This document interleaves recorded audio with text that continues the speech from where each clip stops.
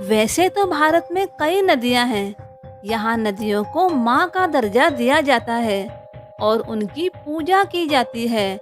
गंगा, यमुना और भागीरथी जैसी नदियों को पवित्र नदियों का दर्जा दिया गया है। तो वही एक ऐसी नदी भी है जो इसके विपरीत है।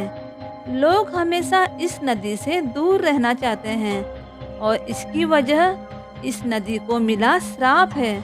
तो चलिए जानते हैं इस नदी को मिले श्राप के बारे में। नमस्कार, मैं हेमलता और मेरे चैनल हेमलता जोशी में आपका स्वागत है। जिस नदी की हम बात कर रहे हैं उसका नाम है कर्मनासा। जैसा कि इसके नाम से ही पता चलता है कि ये नदी आपके कर्मों का नाश कर देती है। ऐसा माना जाता है कि इस नदी को श्राप लगा हुआ है और इसे अपवित्र माना जाता है। ये बिहार के कैमूर जिले से निकलती है और बिहार और उत्तर प्रदेश से होकर बहती है। यूपी के सोनभद्र, चंदौली, वाराणसी और गाजीपुर से बहती हुई यह नदी बक्सर के पास पहुंचकर गंगा नदी में मिल जाती है। इस नदी को मिले हुए श्राप के कारण लोग इस नदी के पानी को छूने से भी डरते हैं।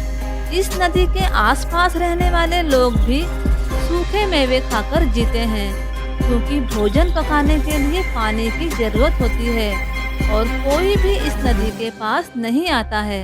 इस नदी के बारे में जानकारी हमें पौराणिक कथाओं से मिलती है।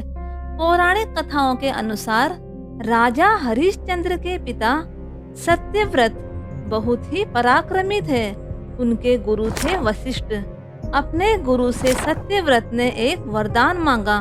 उन्होंने गुरु वशिष्ठ से शरीर के साथ स्वर्ग में जाने की इच्छा मांगी, लेकिन गुरु वशिष्ठ ने मना कर दिया।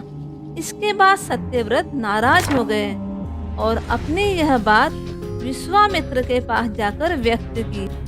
विश्वामित्र ने वशिष्ठ के साथ शत्रुता के कारण राजा सत्यव्रत की बात मान ली और उन्हें सहशरीर स्वर्ग में भेजने के लिए तैयार हो गए। विश्वामित्र ने अपने तप के बल पर यह काम कर दिया।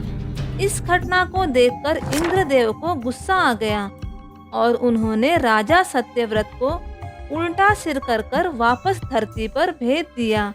इसके बाद विश्वामित्र ने राजा सत्यव्रत को स्वर्ग और धरती के बीच रोक दिया और देवताओं से युद्ध किया। राजा सत्यव्रत आसमान में उल्टे लटके हुए थे, जिससे उनके मुंह से लार टपकने लगी। लार के गिरने से नदी बन गई।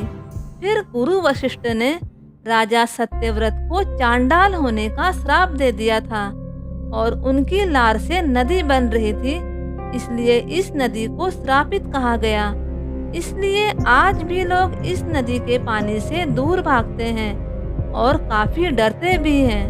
तो कैसी लगी आपको ये वीडियो? अगर आपको ये वीडियो अच्छी लगी तो इसे लाइक, शेयर और अगर आप चैनल पर नए हैं तो इसे सब्सक्राइब करें, जिससे आने वाली नई वीडियो की नोटिफिकेशन सबसे पहले आपको मिले। तो मिलते हैं इसी तरह की नई स्टोरी के साथ। तब तक के लिए नमस्कार।